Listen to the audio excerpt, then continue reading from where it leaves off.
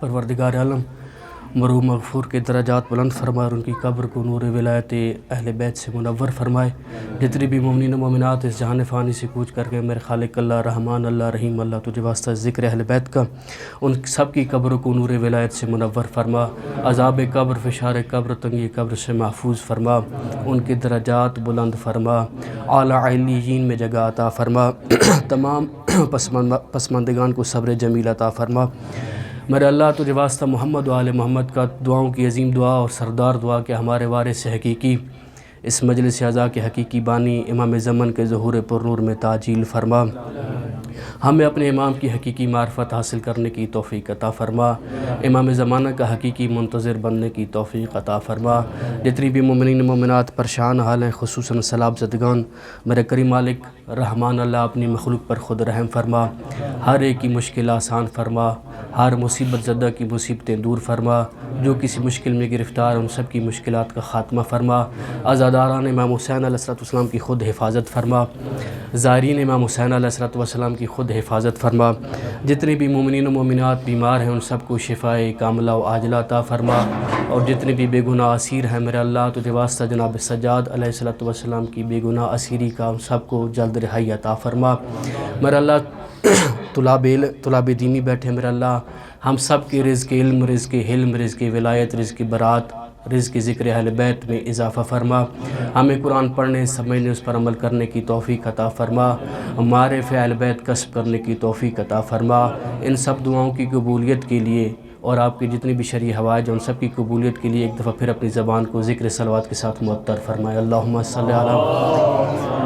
صلی علی محمد وآل محمد وعجل فرجهم۔ سادات مجلس اور بزرگان سے اجازت لیتے ہوئے اعوذ باللہ من الشیطان اللعین الرجیم، بسم اللہ الرحمن الرحیم، رب اشرح لی صدری ویسر لی امری واحلل عقدۃ من لسانی یفقہوا قولی، افوض امری اللہ ان اللہ بصیر بالعباد، افوض امری اللہ ان اللہ بصیر بالعباد، افوض امری اللہ ان اللہ بصیر بالعباد۔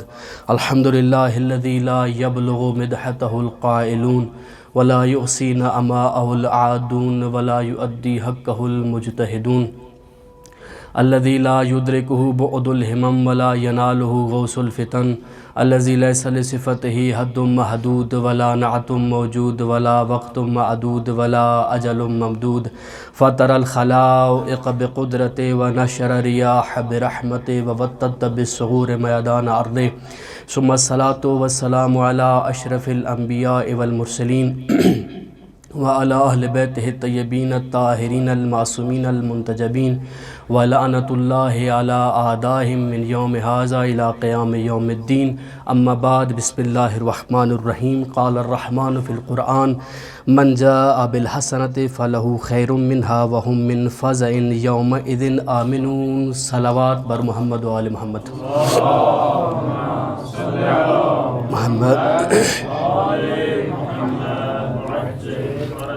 چونکہ مجلس سال ثواب کی مجلس ہے، موت کی مجلس ہے، اور موت ایک ایسی حقیقت ہے کہ جس سے کسی کو فرار نہیں۔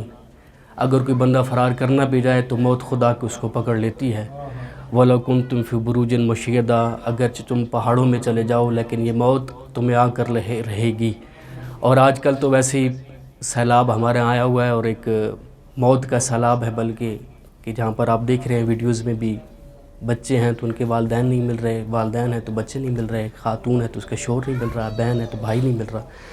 ایک عجیب سلسلہ چلا ہوا ہے، لیکن ایک ایسی حقیقت ہے کہ دنیا کے کوئی کسی کونے میں رہنے والا بندہ ہو، چاہے شرق سے تعلق رکھتا ہو، غرب سے تعلق رکھتا ہو، انگریز ہو، اردو زبان ہو، پنجابی ہو، کسی زبان سے تعلق رکھتا ہو، اس حقیقت پر سب کو یقین ہے کہ ایک نہ ایک دن ہم نے اس دنیا سے چلے جانا ہے، یہ سانسوں کی ڈور ایک دن کٹ جانی ہے۔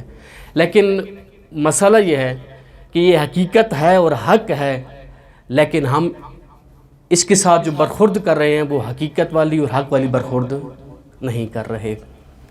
یعنی کبھی موت کو ہم نے یاد ہی نہیں کیا، اور جہاں پر موت کا ذکر آ جائے تو ایسے سناٹا طاری ہو جاتا ہے جیسے یہاں پر طاری ہو، جیسے ابھی موت کا فرشتہ یہاں پر آ جائے اور سب کی روح قبض کر لے۔ ایک صلوات پڑھ لیں محمد و آل محمد علیہ وسلم۔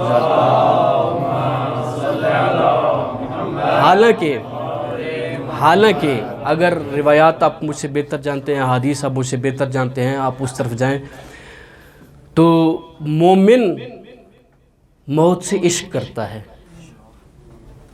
مومن اس تلاش میں رہتا ہے کہ آ جائے مجھے موت، موت مجھے سینے سے لگا لے، کیونکہ اسے پتہ ہے، اس بات کا اس کو یقین ہے کہ موت ہی واحد سبب ہے جو مجھے محبوب سے ملا سکتی ہے، موت ہی وہ واحد پردہ ہے، جب ہٹے گا تو سامنے علی ولی اللہ نظر آئیں گے، یا ہار حمدان من یمت یرانی، جو بھی مرے گا مجھے دیکھے گا۔ یہ موت ایک ایسی حقیقت ہے، لیکن اس کے ساتھ جو ہمارا رویہ ہے وہ ویسا نہیں ہے جیسا ہونا چاہیے۔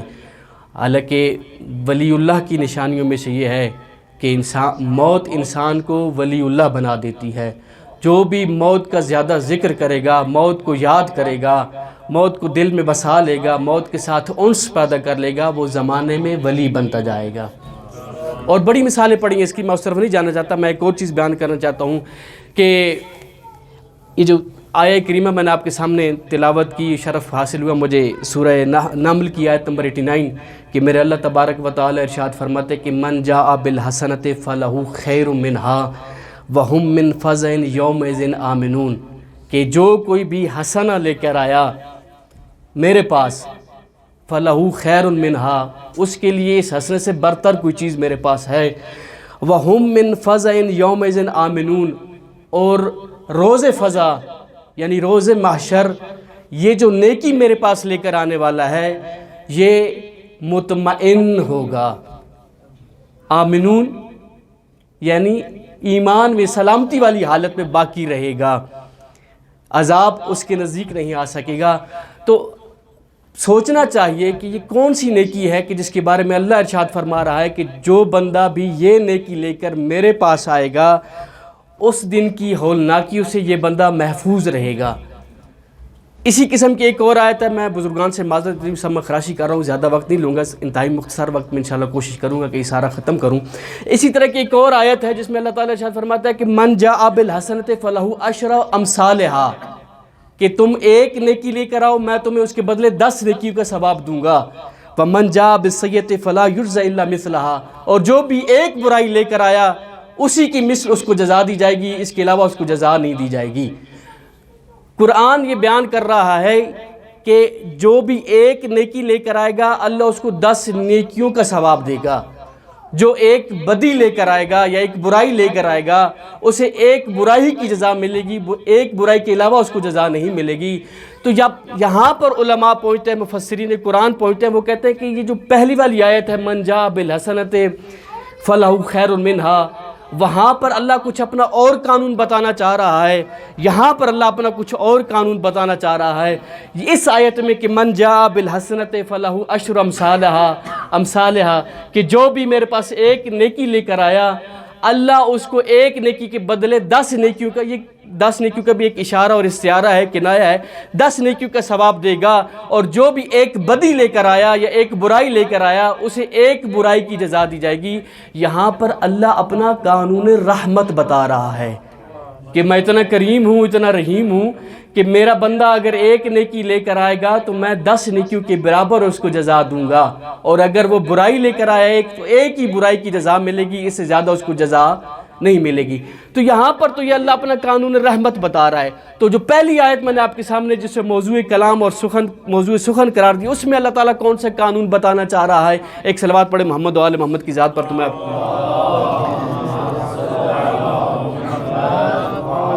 محمد واجل فرج، کہ جو شخص بھی نیکی لے کر آئے گا میرے پاس اس سے بڑھ کر اس کو ملے گا، اور قیامت کی ہولناکی سے وہ شخص محفوظ رہے گا۔ تو جب قرآن میں ڈھونڈتے ہیں تو قرآن میں تو ہمیں نہیں ملا، لیکن ناطق قرآن کے دروازے پر جائیں تو ناطق قرآن ترجمان القرآن بن کے، بلکہ مفسر قرآن بن کے، بلکہ لسان وحی بن کر ارشاد فرماتے ہوئے نظر آتے ہیں میرے مولا امیر المومنین علیہ الصلوۃ والسلام۔ ارشاد فرماتے نظر آتے ہیں کہ ایک صحابی ہے میرے مولا کا ابو عبداللہ جدلی، یہ میرے مولا کی بارگاہ میں آتا ہے، امیر المومنین کی بارگاہ میں آتے ہیں، اور میرے مولا جب یہ بارگاہ میں آ جاتا ہے، میرے مولا کے پاس آ جاتا ہے، تو میرے مولا فرماتے ہیں کہ اے ابو عبداللہ چاہتے ہو تمہیں میں اس آیت کی تفسیر بتاؤں؟ اس نے کہا کہ مولا کون سی آیت کی تفسیر بتانا چاہ رہے ہیں آپ مجھے؟ میں نے مولا نے فرمایا من جاء بالحسنۃ فلہ خیر منها وهم من فزع یومئذ آمنون۔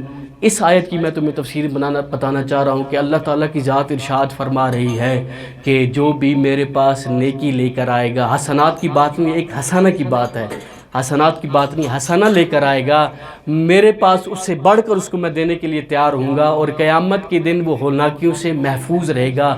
تو میرے امیر المومنین مولا ارشاد فرماتے ہیں ابو عبداللہ سجاد علی سے کہ تمہارا دل چاہتا ہے کہ میں اس کی تفسیر تمہارے سامنے بیان کروں کہ اس کے پیچھے حقیقت کیا ہے؟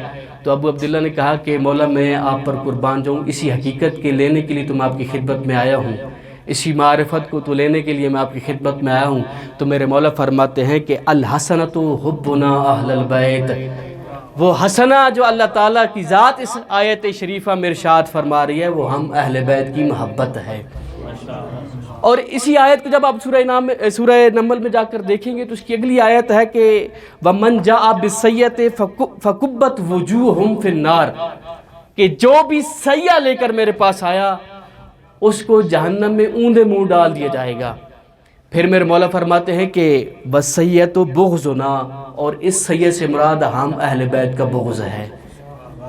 بس اہل بیت کی محبت ایسی نیکی ہے جہاں سے نیکی نیکی بنتی ہے، جہاں سے نماز نماز بنتی ہے، جہاں سے روزہ روزہ بنتا ہے، جہاں سے حج حج بنتا ہے، جہاں سے زکوٰۃ زکوٰۃ بنتی ہے، جہاں سے امر بالمعروف بنتا ہے، جہاں سے نہی عن المنکر بنتا ہے۔ اگر یہ ولایت علی ابن ابی طالب یا حب اہل بیت انسان کے دل میں نہ ہو، انسان کی کوئی عبادت قابل قبول نہیں ہوتی۔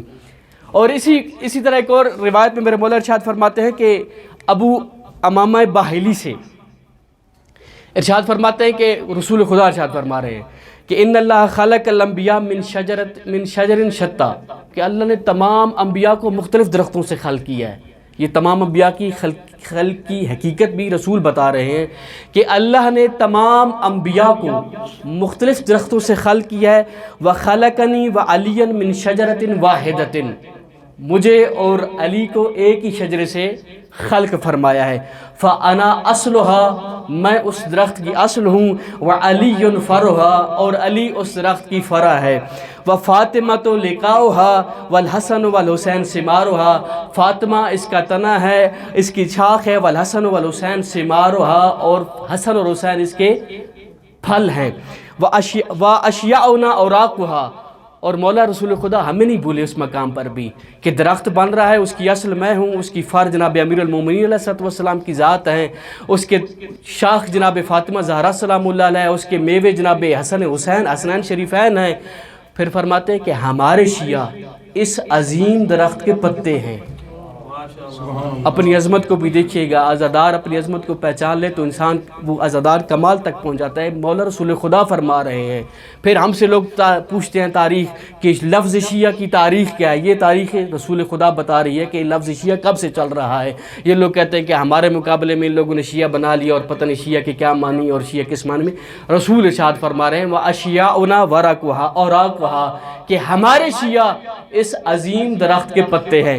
پھر میرے والے فرماتے ہیں فَمَن تَعَلَّقَ بِغُصْنٍ مِّنْ أَغْصَانِهَا، جو کوئی بھی اس درخت کی کسی ایک شاخ کے ساتھ متصل ہو گیا، متمسک ہو گیا، نجا وہ نجات پا گیا۔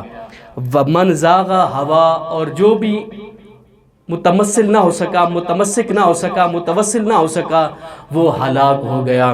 پھر میرے فرماتے ہیں، میرے مولا فرماتے ہیں، رسول معظم فرماتے ہیں وَلَوْ أَنَّ عَابِدًا عَبَدَ اللَّهُ أَلْفَ عَامٍ، اگر ایک عبادت گزار 1000 سال اللہ کی عبادت کرتا رہے، ثم الف آمن، پھر 1000 سال اللہ کی عبادت کرتا رہے، ثم الف آمن، پھر 1000 سال اللہ کی عبادت کرتا رہے، ثم لم یترک محبتنا اکبہ اللہ علی من خرہ فی النار، لیکن اس کے دل میں ہم محمد وآل محمد کی محبت نہ ہو، اللہ اس عبادت سمیت اسے جہنم کا ایندھن بنا دے گا۔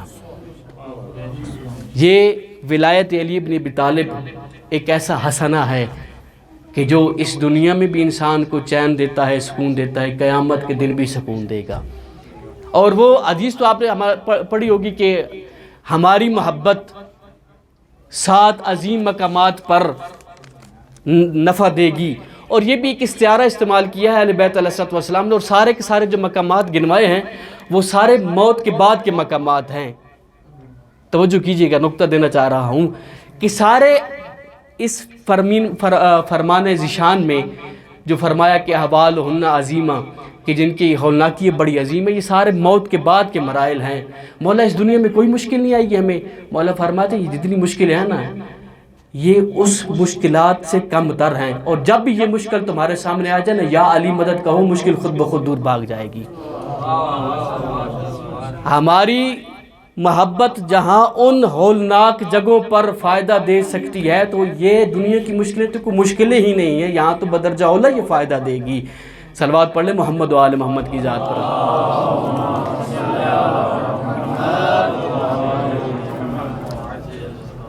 بزرگوں سے اصلاح کی خاطر اور ایک مطلب پیش کرنا چاہ رہا ہوں، انشاءاللہ یقیناً لطف فرمائیں گے میرے اوپر اور میری اصلاح فرمائیں گے، کہ بعض لوگوں کا تصور یہ ہوتا ہے، ہمارے اندر بھی یہ لوگ موجود ہیں، بلکہ اپنے اندر ہی کی بات ہے، باہر کی بات ہے ہی نہیں، کہ اہل بیت کی محبت فقط کوئی فائدہ نہیں دے گی جب تک اس کے ساتھ اعمال نہ ہوں، جب تک اس کے ساتھ اعمال نہ ہو، چونکہ محبت کا لازمہ کیا ہے کہ اعمال انجام دی جائے، جو میرے مولا نے فرمایا کُلُّ آسَالِکُمْ عَلَیْہِ اجرٌ الا المودۃ فی القربى، یہ مودت فی القربہ کا جو حکم ہوا ہے، یہ محبت فی القربہ کا جو حکم ہوا ہے، یہ علیحدہ ذکر ہوا ہے، اور اطاعت کا حکم علیحدہ ذکر ہوا ہے۔ اگر اللہ چاہتے تو یہاں پر بھی یہی ارشاد فرما دیتے کہ میں تم سے کوئی اجر رسالت نہیں چاہتا، رسول ان سے کہہ دیجئے میں تم سے کوئی اجر رسالت نہیں چاہتا، مگر یہ کہ آپ ان سے کہیں کہ میری اتباع کریں، جس طرح اللہ نے رسول کے بارے میں فرمایا تھا کہ اگر چاہتے ہو کہ میں اللہ تم سے ایک صلوات پڑھ لے محمد آل محمد کی ذات پر، بس یہ پتہ نہیں اس کا کیا مسئلہ ہے،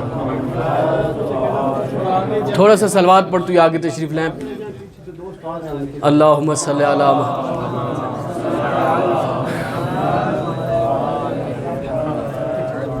نعرہ تکبیر، اللہ اکبر، نعرہ تکبیر، اللہ اکبر، نعرہ رسالت یا رسول اللہ، نعرہ رسالت یا رسول اللہ، نعرہ حیدری یا حیدری، اور محمد و آل محمد صلوات۔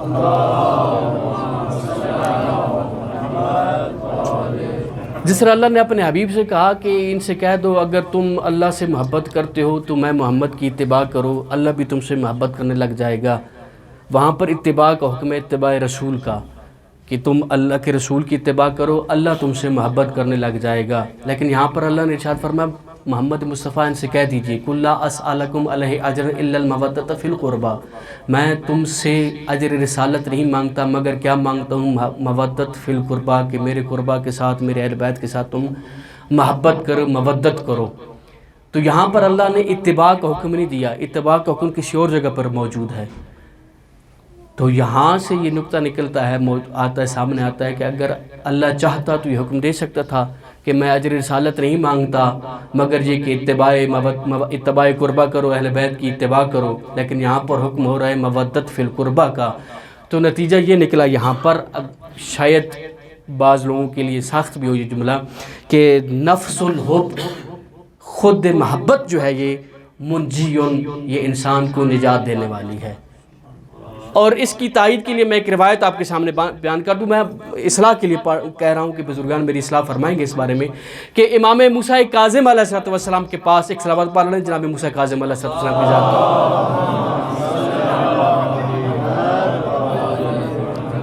ایک شخص آیا اور آ کر کہنے لگا کہ یبن رسول اللہ، اے فرزند رسول، آپ کی شیعہ، جس جگہ سے میں آیا ہوں نا، وہاں آپ کے نام لیوا اور آپ کے شیعہ رہتے ہیں، وہ کچھ ایسے کام کرتے ہیں کہ میں آپ کی بارگاہ میں ان کاموں کو اپنی زبان پر لے کر نہیں آنا چاہتا، یعنی وہ کام اتنے برے ہیں کہ میں آپ کے محضر میں ان کاموں کے نام بھی نہیں لے سکتا، تو کیا ہم ان سے اظہار براءت کر سکتے ہیں؟ توجہ کیجیے گا، یہ پوچھنے والا پوچھ رہا ہے کہ میرے مولا میں جہاں سے آ رہا ہوں، جہاں سے بھی آیا وہ، جہاں سے آ رہا ہوں وہاں آپ کے شیعہ موجود ہیں اور کچھ ایسے کام کرتے ہیں کہ وہ کام ایسے ہیں کہ میں آپ کے سامنے ان کو زبان پر نہیں لا سکتا۔ آیا ان شیعوں سے میں اظہار برات کر سکتا ہوں؟ میرے مولا نے فرمایا نہیں، اظہار برات نہیں کر سکتے آپ، اظہار برات نہیں کر سکتے۔ کیوں میرے مولا اظہار برات نہیں کر سکتے؟ میرے مولا نے فرمایا کیونکہ اس کے دل میں ہم اہل بیت کی محبت موجود ہے، وہ طیب روح ہے، فاسق العمل ہے، روح اس کی پاک ہے، اگرچہ وہ فاسق العمل ہے، اسے اظہار برات آپ نہیں کر سکتے۔ تو مولا اب کیا ہم اسے فاسق کہیں؟ وہ کہتے ہیں نہیں، فاسق، مولا نے کہا کہ اس کو آپ فاسق بھی نہیں کہہ سکتے، بلکہ اس کی کردار کے درمیان اور اس کی اصل کے درمیان فرق ڈالو۔ فرق کیسے ڈالنا ہے؟ میرے مولا نے فرمایا کہ وہ طیب روح ہے، اس کی روح پاک ہے، طیب ہے، طاہر ہے، اگرچہ وہ فاسق العمل ہے، اگرچہ اس کا عمل ہماری ولایت سے خارج ہے، لیکن اس کی روح جو ہے وہ ہماری ولایت کے ساتھ متصل ہے، لہٰذا اس کو کبھی فاسق مت کہنا، اس کو ہمارا محب اہل بیت کہنا۔ اور ہم اپنے معاشرے میں کیا کرتے ہیں؟ ذرا سی کوئی ایک بندے کے ساتھ کوئی زیادتی کر دے تو فوراً کسی کو شمر بنا دیا، کسی کو یزید بنا دیا، بہت جلدی آسان کام ہو جاتا ہے ہمارے لیے۔ ایسے ہے یا نہیں ہے؟ ایسے ایک صلوات پڑھ لیں محمد و آل محمد کی ذات پر۔ اور میرے مثال دی انہوں نے کہ اگر ہیرا سب سے مہنگی یہ ہے نا، کیا نام ہے، جوہرات میں سے، ہیرا اگر گندگی میں پڑا ہو، ہیرا ہیرا رہے گا اگرچہ گندگی میں پڑا ہوا ہے۔ یہ شخص جو محب اہل بیت ہے اگرچہ فاسق العمل ہے، لیکن چونکہ محب اہل بیت ہے، اس کے دل میں ہم اہل بیت کی محبت ہے، یہ مثل ہیرا ہے، گندگی میں پڑا ہوا ہے، لیکن اس کی اصل وہی ہیرے کی طرح چمکتی اور دمکتی ہے۔ یہ ہم اہل بیت کا چاہنے والا اور ہم اہل بیت کا محب ہے۔ اور حب اہل بیت نور کی طرح ہے، اور نور کی مختلف قسمیں ہیں، کسی جگہ پہ 10 واٹ کا نور ہے، کسی جگہ پہ 20 واٹ کا نور ہے، کسی جگہ پہ 100 واٹ کا نور ہے۔ یہ آپ جتنا اہل بیت سے متصل ہوتے جائیں گے، متمسک ہوتے جائیں گے، امام کے ساتھ اپنا رابطہ قریب کرتے جائیں گے، مضبوط کرتے جائیں گے، اسی طرح یہ نور بھی اتنا ہی بڑھتا جائے گا۔ اور جتنا انسان اہل بیت سے دور ہوتا جائے گا، اس نور میں اتنی ہی کمی آ جائے گی، اور پھر ایک مقام ہوگا بالکل مختصر سا نور باقی رہ جائے گا۔ لہٰذا محب اہل بیت علیہ السلام، خود حب اہل بیت انسان کو نجات دینے والی ہے، اگرچہ عمل اس کا فاسق کیوں نہ ہو، لیکن یہ ایسا گوہر ہے اہل بیت کی محبت، علی مولا کی محبت، جو انسان کو خود قیامت کی ہولناکیوں سے نجات عطا کرے گی۔ ایک صلوات پڑھ لیں محمد علیہ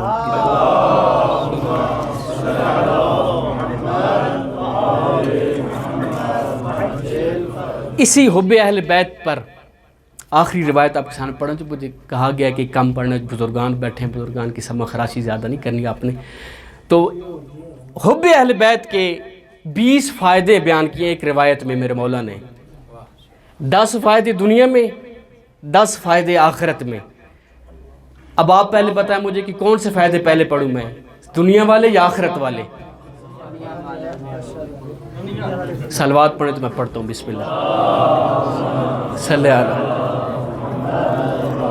اس روایت کو نقل کیا شیخ صدوق علیہ الرحمہ نے اپنی کتاب الخصال میں ابو سعید خدری سے۔ رسول معظم ارشاد فرما رہے ہیں، عام شخصیت ذکر ہی نہیں کر رہی، شخصیت وہ ہے جو بولتی ہے تو وحی الہی کی ترجمان بن کر بولتی ہے۔ وہ ارشاد فرما رہی ہے، من رزقہ اللہ، جس کو اللہ نے رزق کے طور پر ہم اہل بیت کی محبت عطا کر دی ہو، ہر کسی سے بات نہیں ہو رہی، جس کو رزق کے طور پر حب اہل بیت مل چکے ہو۔ اب رزق کی بھی معنی سمجھ لیجئے گا کہ ہم لوگ تھوڑا سا اپنے رزق کے دائرے کو وسیع کریں کہ رزق کیا ہوتا ہے۔ فقط دال روٹی تک محدود رہنا ہی رزق نہیں ہے، یہ رزق اہل بیت، حب اہل بیت بھی ایک رزق ہے جس کا رسول خدا ذکر فرما رہے ہیں کہ من رزقہ اللہ حب الائمۃ من اہل بیتی، کہ اللہ نے جس کے رزق میں محمد مصطفیٰ کے اہل بیت میں سے جو آئمہ ہیں ان کی محبت رکھ دی ہو، فقط اصاب خیر دنیا والآخرہ، وہ دنیا میں بھی خیر تک پہنچ گیا، آخرت میں بھی خیر تک پہنچ گیا۔ دنیا میں بھی وہ علی الخیر ہے، آخرت میں بھی وہ علی الخیر ہے۔ پھر فرماتے ہیں فلا یشکن احد انہ فی الجنہ، کسی کو بھی یہ اجازت میں نہیں دیتا کہ وہ اس بات میں شک کرے کہ جس کے رزق میں حب اہل بیت لکھی جا چکی ہے، جس کے رزق میں حب اہل بیت آ چکی ہے، جس کو رزق کے طور پر حب اہل بیت مل چکی ہے، وہ پھر جنت کے علاوہ کسی اور جگہ پر جائے گا، جنت اس کو عطا کر دی جائے گی۔ اس میں کسی قسم کا بھی کوئی بھی ذرا برابر بھی شک نہیں ہے۔ یشکن نون تاکید کے ساتھ ہے۔ فَإِنَّ فِي حُبِّ أَهْلِ بَيْتِ، میرے مولا فرماتے ہیں کیونکہ ہم اہل بیت کی محبت 20 خصلتاً 20 خصلتیں رکھتی ہے، 10 فیہا فی الدنیا، ان میں سے 10 ایسی ہیں جو دنیا میں ملیں گی آپ کو، و10 فیہا فی الآخرہ، اور 10 ایسی ہیں جو آخرت میں آپ کو ملیں گی۔ چونکہ دنیا والے پہلے بیٹھے انہوں نے کہا کہ دنیا والے ہم حالانکہ میرا دل یہ تھا کہ میں پہلے آپ کو آخرت والی چیزیں سناؤں، چونکہ تاکہ آپ کا دل تھوڑی سی حشاش بشاش ہوتا ہے، دنیا والی چیزیں تھوڑی سخت ہیں تاکہ آپ برداشت کر لیں ان کو، لیکن حکم یہ ہوا ہے کہ وہ دنیا والے پہلے سنائیں، تو پھر آپ تیار ہو جائیے گا۔ ایک صلوات پڑھ لیں محمد و آل محمد کی ذات پر، وآل محمد واجل فرجہم۔ ایک دفعہ پھر صلوات پڑھیں تاکہ آپ کا دل آمادہ ہو جائے ان چیزوں کے سننے کے لیے اور ان کو برداشت کرنے کے لیے۔ صلی اما دنیا میں وہ 10 خصلتیں کیا ہیں؟ الزہد والحرص فی العمل، ہم اہل بیت سے جو محبت کرے گا اس کی پہلی صفت یہ ہوگی کہ وہ زاہد بن کر اس دنیا میں رہے گا، والحرص علی العمل، اور عمل کا وہ حریص ہوگا، پیسوں کا حریص نہیں ہوگا۔ اس وجہ سے میں کہہ رہا تھا پہلے آخرت والی باتیں سن لیتے، وہ تھوڑی سی تھیں۔ دوسری چیز کیا ہے؟ والورع فی الدین، دین میں وہ ورع اختیار کرے گا۔ تقوی سے اوپر کی چیز ہے ورع، احتیاط کرنا دین میں وہ احتیاط کرے گا۔ والرغبۃ فی العبادہ، جو ہم اہل بیت کی محبت کا دعویٰ کرتا ہے، دم بھرتا ہے، وہ عبادت میں رغبت رکھتا ہوگا، اپنی عبادت میں، کسی اور کی اجارہ لی ہوئی عبادتوں میں نہیں، اپنی عبادت میں رغبت رکھتا ہوگا۔ ایک صلوات پڑھ لیں محمد و آل محمد کی ذات پر۔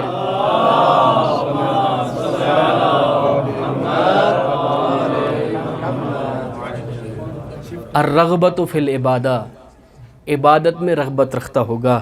والنشاط فی قیام اللیل، رات گھومنے پھرنے میں اس کو سرور نہیں ملے گا، بلکہ اللہ کی بارگاہ میں آ کر کھڑے ہونے میں اس کو سرور ملے گا۔ اور چھٹی چیز کیا ہے؟ والتوبۃ قبل الموت، اور ہم اہل بیت کی محبت یہ فائدہ دے گی کہ موت سے پہلے وہ اس قابل ہوگا کہ وہ تائب ہو کر اس دنیا سے جائے گا۔ پھر فرماتے ہیں والیاس مما فی اید الناس، لوگوں کے ہاتھوں میں جو کچھ ہو دنیا کے حوالے سے، جو کچھ ہو کسی کے ہاتھ میں، وہ ان سے دور رہے گا، ان سے مایوس رہے گا کہ مجھے یہ چیز نہیں چاہیے۔ پھر فرماتے ہیں والحفظ لامر اللہ ونہیہ، اللہ کے اوامر کی اور نہی کی حفاظت کرے گا، جتنے بھی اللہ کے حکم ہیں ان کو انجام لائے گا، اور جتنے بھی اللہ کی نوائی ہیں ان سے دور بھاگے گا۔ پھر میرے مولا فرماتے ہیں بغض الدنیا، نویں صفت اس کی یہ ہوگی کہ وہ دنیا سے بغض رکھے گا۔ یہ بڑی عجیب صفت ہے، میرے مولا نے ارشاد فرمائی ہے بغض الدنیا، دنیا سے بغض رکھے گا۔ والعاشرہ، اور آخری کیا چیز ہے؟ السخا، دنیا میں وہ رہے گا، سخی رہے گا۔ ہم اہل بیت کی سیرت پر چلتے ہوئے اس کے دسترخوان کھلے ہوں گے، لوگوں کو کھلائے گا، کسی کو مصیبت میں دیکھے گا اس کی مصیبت میں مدد کرے گا، کسی کی تکلیف کو دیکھے گا اس کی تکلیف دور کرنے کی کوشش کرے گا، سخی بن کر اس دنیا میں رہے گا، یہ محب اہل بیت۔ اور وہ 10 چیزیں جو قیامت میں ملنی ہے ہمیں، وہ سنیں گے آپ تو آپ حشاش بشاش ہو جائیں گے کہ واقعی اہل بیت کی محبت کتنا ہمیں فائدہ دے گی۔ ایک صلوات پڑھ لیں محمد و آل محمد کی ذات پر۔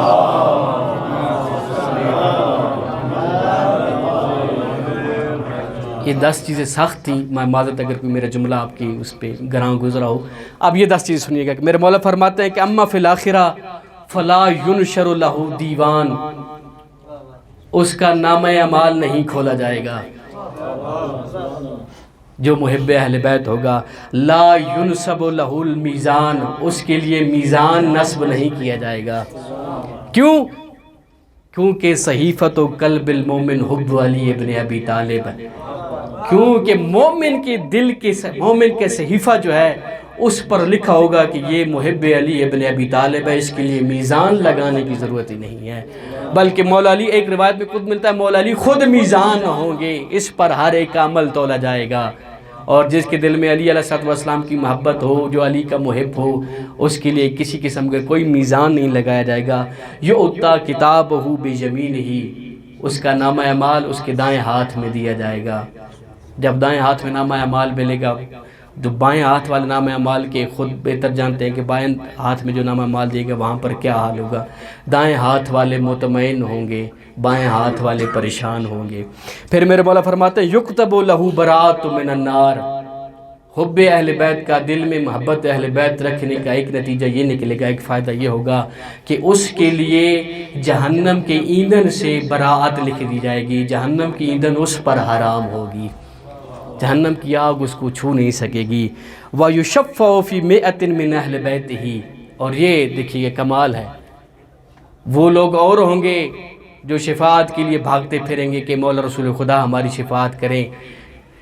یہ جو حب اہل بیت رکھنے والا ہوگا، جو محب اہل بیت ہوگا، یہ حب اہل بیت خود اس کو اس قابل بنا دے گی کہ یہ شافع یوم محشر بن جائے گا، اپنے اہل بیت میں سے کم از کم 100 بندوں کی یہ خود شفاعت کرے گا، اور یہ کم از کم ہے، وگرنہ حدیث میں ایک اور حدیث میں 1000 لکھے ہوئے ہیں، یہ کم از کم ہے۔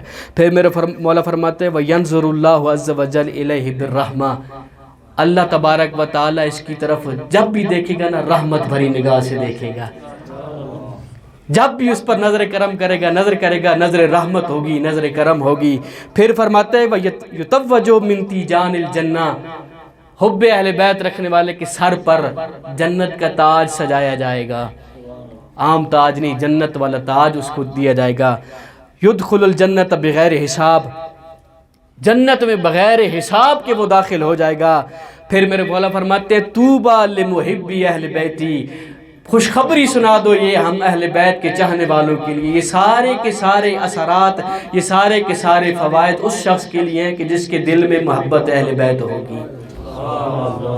اور زمخشری نے تو وہ ایک روایت بیان کی ہے، بڑی عجیب سی روایت ہے، اس میں 10-12 صفات اس نے بیان کیا، علاوہ من مات علی حب آل محمد مات شہیدہ، کہ جو بھی حب اہل بیت میں آ کر اس دنیا سے چلا جائے گا وہ شہید مرے گا، مات مغفورہ وہ مغفور مرے گا، وہ ایسے ہے جیسے ایک دلہن کو دلہا کے پاس لے جایا جائے گا، اس کی قبر کو مزار بنا دیا جائے گا ملائکہ کے لیے، جس کے دل میں بھی محبت اہل بیت محبت ہوگی۔ لیکن جس کے دل میں یہ چیز نہ ہو اسے ایندھن بنا دیا جائے گا قیامت کے دن، اس دنیا میں بھی وہ جہنم میں رہ رہا ہے، آخرت میں جا کر بھی جہنم میں رہے گا، جس کے دل میں بھی حب اہل بیت نہ ہو، جس کے دل میں بھی محبت اہل بیت نہ ہو۔ لہٰذا اس کی قدر کیے کریں، اس جو عظیم نعمت اللہ نے آپ کو عطا کی ہے، اس کی جتنا بھی شکر کیا جائے انسان کم ہے۔ چونکہ مومن کی موت کی مجلس تھی، اس وجہ سے میں نے اس بات کو چھیڑا کہ حب اہل بیت کہاں کہاں پر ہمیں فائدہ دیتی ہے اور کتنا اس کا فائدہ اور کتنا اس کے اثرات ہیں۔ 10 مقامات آپ کے سامنے بیان کیے، وہ مقامات جو قیامت کے دن آپ کے ساتھ برخورد ہوگی، جو آپ کے ساتھ فرشتے جس انداز میں پیش آئیں گے کہ بغیر حساب کے، بغیر کتاب کے، بغیر میزان کے، بغیر دیوان کے آپ کو جنت میں بھیج دیا جائے گا۔ چونکہ شب شہادت ہے جناب سکینہ سلام اللہ علیہ کی، تو میں اس بی بی کے چند ایک روایتیں آپ کے سامنے پیش کرنے کی کوشش کرتا ہوں، چونکہ بی بی کے سن چھوٹا ہے اگرچہ، لیکن مصائب کا قرآن ہے۔ بی بی 4 سالہ کی معصومہ ہے، اگرچہ نام میں اختلاف ہے، ہمارے یہاں نام جناب سکینہ کہا جاتا ہے اور جہاں پر جناب رقیہ، لیکن اختلافی اسمی کو چھوڑ کر یہ بات حقیقت ہے کہ 4 سال کی ایک معصومہ حسین کی کربلا میں موجود تھی، اور یہ ایسی معصومہ تھی کہ جو حسین کے سینے کا تعویذ تھی، جو حسین کے لیے سکون کا باعث تھی، جناب سکینہ سلام اللہ علیہ۔ 10ویں کے دن جب حسین مولا نے وداع کرنا چاہا نا، خیام سے وداع کر کے نکلے ہیں، بہنوں سے باہر خیمے سے باہر ہیں، تو یہ 4 سالہ کی فاطمہ باہر خیام کے دروازے پہ کھڑی ہے، خیام کے پردے کے ساتھ کھڑی ہے، رو رو کر کہتی ہے بابا جو بھی گیا ہے نا واپس نہیں آیا، میرے بھائی اکبر گئے واپس نہیں آئے، قاسم گئے واپس نہیں آئے، اون محمد گئے واپس نہیں آئے، چچا عباس گئے واپس نہیں آئے۔ بابا تو نہ جا، مجھے چھوڑ کر نہ جا، بابا میں تیری 4 سالہ کی فاطمہ ہوں، میرا کیا بنے گا؟ اللہ کی قسم، کریم کربلا نے نا زین سے آئے زمین پر، بیٹی کو سینے سے لگایا اور رو کر کہتے ہیں سکینہ بیٹا تیرا رونا میرے دل پر نشتر چلا رہا ہے، تو اب میرے سامنے نہ رو، توہرے کا قلبی بدمی، اپنے رونے کے ساتھ میرے دل کو مت جلا، تو نے میرے بعد بڑے مصائب دیکھنے ہیں، اور تو نے کربلا سے کوفہ جانا ہے، کوفہ سے شام جانا ہے، میرے اس دنیا سے جانے کے بعد دشمن تجھے تماچے بھی ماریں گے، تیرے گوشوارے بھی چھین لیں گے، تجھے سونے بھی کوئی نہ دے گا، تو نے بڑا رونا ہے لیکن میرے سامنے نہ رو، تیرا رونا میرے جگر پر نشتر چلتے ہیں، اور تیرا رونا مجھ سے برداشت، میں حسین سے برداشت نہیں ہو رہا، مجھے اجازت دے میں تیرے لیے پانی لے کر آتا ہوں۔ جناب سکینہ کہتی ہے بابا جو بھی گیا ہے واپس نہیں آیا، لیکن تو جو وقت کا امام ہے جانا چاہتا ہے تو جا۔ حسین مولا چلتے ہیں میدان کربلا میں، اور جب وہ آخری منزل آتی ہے نا جناب حسین کی، جب زین سے زمین پر آتے ہیں، حسین مولا کا ذوالجناب واپس جب آتا ہے نا خیام میں، سب سے پہلی جو خاتون نکلتی ہے نا، خواتین میں سے جو بچی نکلتی ہے، یہی جناب سکینہ سلام اللہ علیہ نکلتی ہے۔ جب یہ گھوڑا آ کر نا دھاڑے مار کر رونا شروع کرتا ہے خیام کے باہر، پہلی بی بی یہ نکلتی ہے اور آ کر پوچھتی ہے گھوڑے سے، اے گھوڑا یا جواد ابی، اے میرے بابا کا گھوڑا مجھے یہ بتا، حال سو کے ابی ام قتلت شانہ، اے گھوڑا مجھے یہ بتا میرے بابا کو پانی پلایا گیا یا پیاسا مار دیا گیا؟ اجرکم اللہ، اجرکم اللہ، اللہ نوازوں پر رحم فرمائے۔ میرے صادق مولا فرماتے اللہم ارحم تلک الصرخہ التی کانت لدا، میرے اللہ نوازوں پر رحم فرما جو ہم اہل بیت کے غم میں اٹھتی ہیں، ہم اہل بیت کی محبت میں اٹھتی ہیں۔ میرے مالک اللہ ان نوازوں کو اپنی بارگاہ اقدس میں قبول و منظور فرما، ان سب کو امام زمانہ کا حقیقی منتظر بننے کی توفیق عطا فرما۔ بی بی کے مصائب بڑے عظیم ہیں، بعض تاریخ نے لکھے بعض تاریخ نہ لکھ سکی۔ 11 محرم کا واقعہ پڑھتے ہیں نا آپ کی جناب زینب سلام اللہ علیہ جب آئی ہیں کربلا سے گزری ہیں تو بی بی نے اپنے بھائی سے وداع کیا۔ مجھے اپنے دل پر ہاتھ رکھ کر بتاؤ جب بہن اپنے بھائی سے وداع کر رہی ہوگی اس وقت جناب سکینہ کی کیا حالت ہوگی؟ اجرکم اللہ، اجرکم اللہ۔ جناب سکینہ کے دل پر کیا گزری ہوگی کہ بابا میں تیرا لاشا چھوڑ کے جا رہی ہوں، اب کے بعد میں نہیں آ پاؤں گی، او بابا میں شام کی مہمان بن کر رہ جاؤں گی، بابا میرا دوبارہ کربلا میں آنا نہ ہوگا، بابا میرے آخری سلام۔ اجرکم اللہ، اجرکم اللہ۔ جب یہ چلا ہے نا قافلہ کربلا سے کوفہ، کوفہ سے شام، ایک وقت ایسا آیا کہ جب بھی یہ جناب سجاد مولا روایت کرتے کہ جب بھی ہم بیویوں میں سے کوئی بی بی بھی حسین مولا پر گریے کرتی تھی نا، یہ دشمن نیزوں کے ساتھ ان کو چپ کراتے تھے، ان کے سروں پر نیزے مار کے چپ کراتے تھے۔ ایک مقام ایسے آیا جناب سکینہ سلام اللہ علیہ کو اپنے بابا کی بڑی یاد آئی، جناب سکینہ نے بلند آواز سے رونا شروع کر دیا۔ جو بی بی کے اونٹ کے ساتھ چل رہا تھا نا، اس نے کہا یا جاریہ، اے کنیز تیرا رونا مجھے تکلیف دے رہا ہے، اونچی آواز میں مت رونا وگرنہ میں ظلم کروں گا۔ بالکل اسی طرح جس طرح مدینہ میں جناب فاطمہ زہرا روتی تھی، مدینہ والے کہتے تھے علی اپنی زوجہ کو چپ کرا دو، زوجہ کو کہو اپنے رونے کا ایک وقت مقرر کرے، زہرا کا رونا ہمیں چین نہیں لینے دیتا، ہمیں سکون سے نہیں رہنے دیتا۔ اسی طرح اس کمینے نے کہا کہ یا جاریہ، اے کنیز اپنا رونا چپ کر دے، آہستہ آواز میں رو، بلند آواز سے نہ رو، تیرا رونا میرے اوپر جو ہے تکلیف ڈھا رہا ہے، میں برداشت نہیں کر سکتا وگرنہ تیرے اوپر ظلم ڈھاؤں گا۔ بی بی نے جب یہ سنا نا پھر بلند آواز سے رونا شروع کر دیا، چہرہ اپنا بابا کے چہرے کی طرف کیا، بابا کے سر کی طرف کیا۔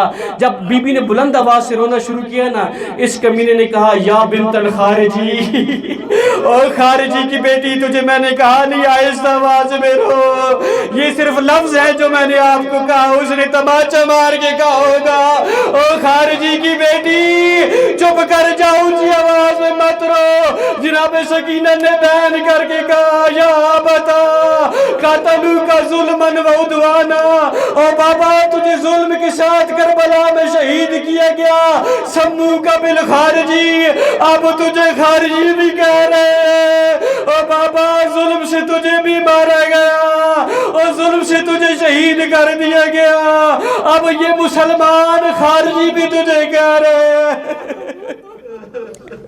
اجرکم اللہ، اجرکم اللہ۔ اس کمینے نے جناب سکینہ کو پکڑ کر نیچے زمین پر دے مارا۔ اجرکم جب بی بی سکینہ زمین پر رہ گئی نا، یہ قافلہ چکے تیز دوڑ رہا تھا، بی بی آہستہ آہستہ 4 سالہ کی معصومہ ہے، خود اندازہ لگا لو، سارے اولاد والے بیٹھے ہو، 4 سالہ کی معصومہ ہو، کانوں سے خون جاری ہو، رخسار زخمی ہو، مسلسل ظلم سہ رہی ہو، کئی راتوں سے جاگی ہوئی ہو، کتنا دوڑے گی وہ۔ اچانک ایک جگہ پر پہنچ کر حسین کے سر والا نیزہ رک گیا۔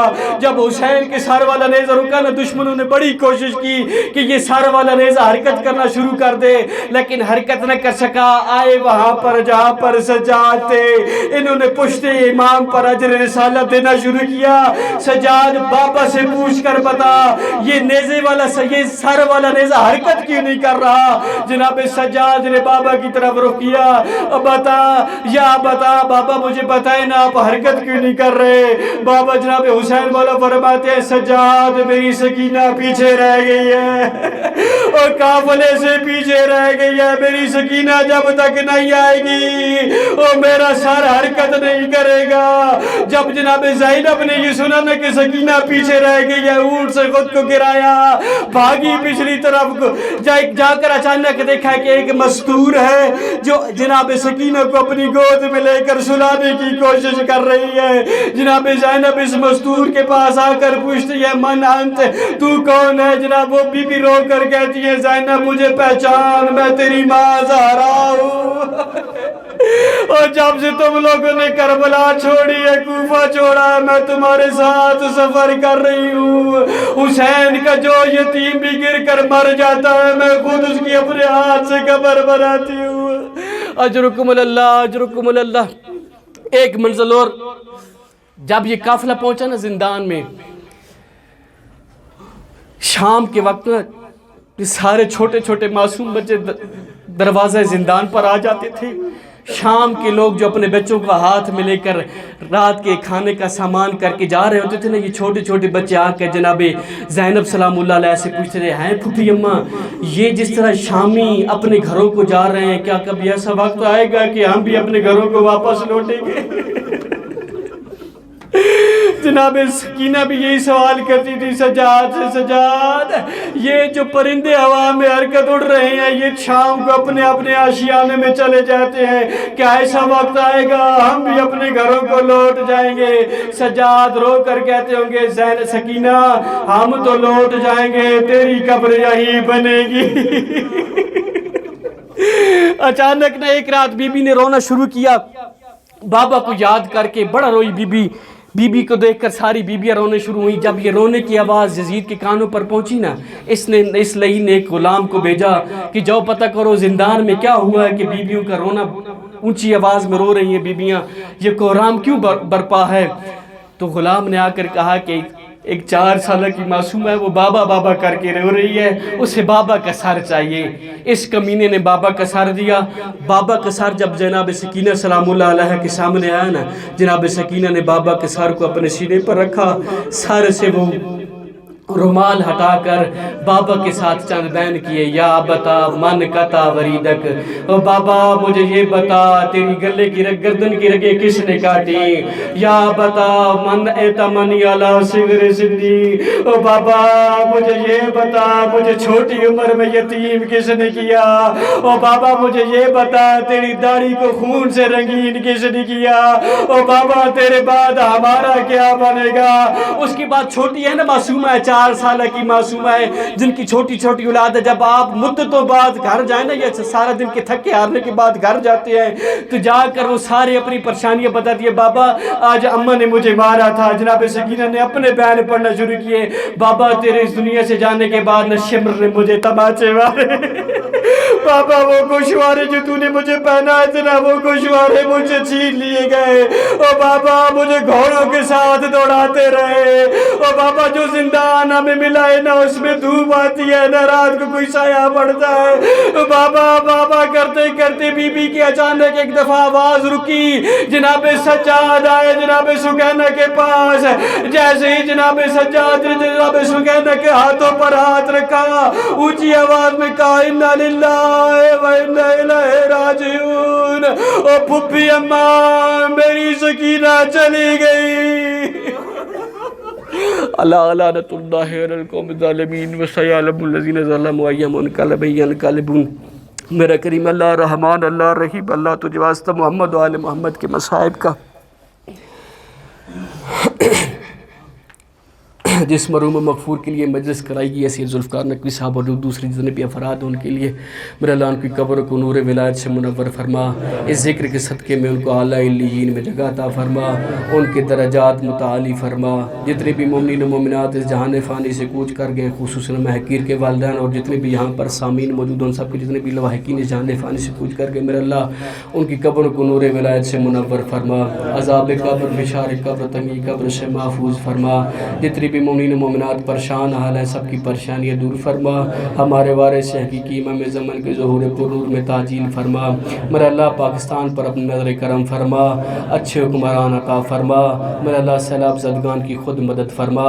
عزاداران امام حسین علیہ السلام کی خود مدد فرما. ان کو اپنی حفظ و امان میں رکھ. میرا اللہ ظاہرین امام حسین علیہ السلام کی خود حفاظت فرما. دشمنوں کی تمام سازشوں کو نقش برآب فرما. ہمیں قرآن پڑھنے سمجھنے اس پر عمل کرنے کی توفیق عطا فرما. معارف اہل بیت کسب کرنے کی توفیق عطا فرما. میرا اللہ ہمارے رزق ولا رزق ازار رزق برات میں اضافہ فرما. رزق علم رزق تقوی میں اضافہ فرما. تمام مادی اور مانی مشکلات کا خاتمہ فرما. علمی مشکلات کا خاتمہ فرما. میرا اللہ ہم سب کی گناہ صغیر و کبیرہ معاف فرما. ہمیں اپنے امام کا حقیقی منتظر بننے کی توفیق عطا فرما. ہم سب نوجوانوں کو سیرت جناب علی اکبر پر چلنے کی توفیق عطا فرما. ہم سب کی پریشانیاں دور فرما. ہم سب کی تکالیف دور فرما. ایک دفعہ پھر اپنی زبان کو سورہ فاتح کے ساتھ معطر فرما لے. مرحوم کی درجات کی بلندی